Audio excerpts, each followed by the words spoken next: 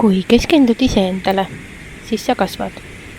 Kui keskendud negatiivsele, siis negatiivsus kasvab.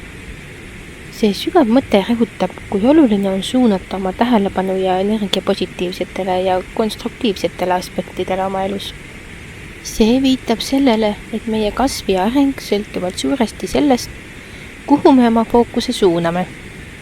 Iseendale keskendumine tähendab enda isikliku kasvu, heaolu ja eesmärkide esikohale seadmist.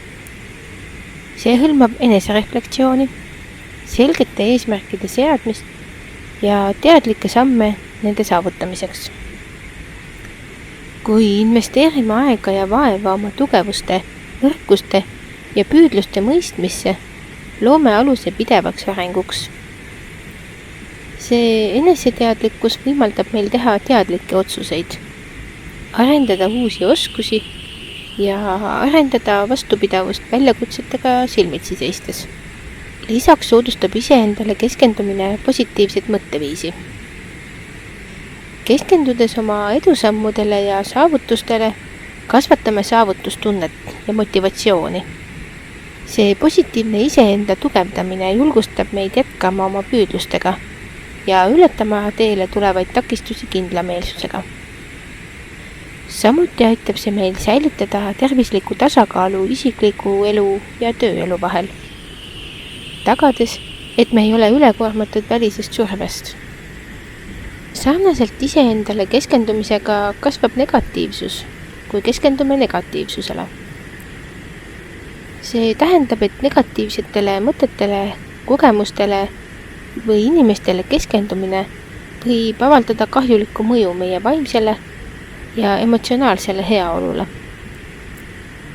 Probleemidele või tagasilöökidele pidevalt mõtlemine võib viia pettumuse, ärevuse ja lootusetuse tundeni. See võib luua ka negatiivsuse tsükli, kus meie fookus negatiivsetele aspektidele tõmbab ligi rohkem negatiivseid kogemusi ja emotsioone. Negatiivsus võib olla laialt levinud ja salakaval, mõjutades erinevaid eluvaldkondi. See võib takistada meie võimet näha võimalusi, takistada meid tegemast ratsionaalseid otsuseid ja vähendada meie võimalust luua tähendusrikkaid suhteid. Kui laseme negatiivsusel oma mõtetes domineerida, võib see hägustada meie otsustusvõimet ja takistada meid astumas proaktiivseid samme oma eesmärkide saavutamise suunas. See võib mõjutada ka meie suhtlemist teistega, põhjustades konflikte ja arusaamatusi.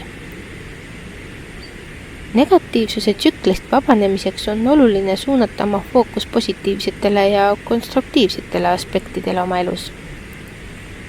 See hõlmab tänulikkuse, teadlikkuse ja enesekaastunde praktiseerimist. Tunnustades ja hinnates oma elus olevaid häid asju, saame kasvatada optimistlikumat vaatenurka. Teadlikkus aitab meil jääda hetke ja olla teadlik oma mõtetest ja emotsioonidest, võimaldades meil väljakutsetele reageerida selguse ja rahuga. Enesekaastunne julgustab meid kohtlema end lahkuse ja mõistmisega, eriti rasketel aegadel. Kokkuvõttes rõhutab mõte, kui keskendud iseendale, siis sa kasvad, kui keskendud negatiivsele, siis negatiivsus kasvab. Kui oluline on suunata oma tähelepanu positiivsetele ja konstruktiivsetele aspektidele oma elus. Keskendudes isiklikule kasvule ja heaolu, saame saavutada oma eesmärke, ehitada endas vastupidavust ja säilitada positiivset mõtteviisi.